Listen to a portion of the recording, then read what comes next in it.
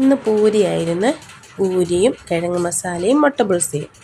അപ്പോൾ കാപ്പികുടിയൊക്കെ കഴിഞ്ഞിട്ട് ഞങ്ങൾ മീൻ വെട്ടാനിറങ്ങി. ടാങ്കിൽ നിന്ന് ഒരു വരാലും കുറച്ച് ചെമ്പല്ലിയൊക്കെ എടുത്തിട്ടുണ്ട് വെട്ടാൻ. അപ്പം ഞാൻ മീനൊക്കെ വെട്ടി ഞാനും കുളിച്ചിട്ടൊക്കെ വന്നു. ഇന്ന് കോവയ്ക്കായും കൂർക്കയും കൂടി മെഴുക്ക് പുരട്ടി വെക്കാമെന്ന് വിചാരിച്ചു.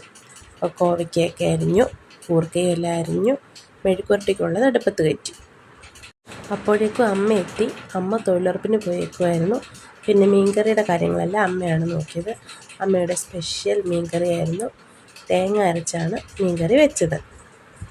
പിന്നെ രേവതി വന്നപ്പോൾ രേവതി 3-4 മാങ്ങ കൊണ്ടുവന്നായിരുന്നു, മൂവാണ്ടൻ മാങ്ങ. അപ്പോൾ മൂവാണ്ടൻ മാങ്ങ അരിഞ്ഞിട്ട് പുളിക്ക് പകരം മൂവാണ്ടൻ മാങ്ങ ഇട്ടാണ് ഇന്ന് കറി വെക്കുന്നത്.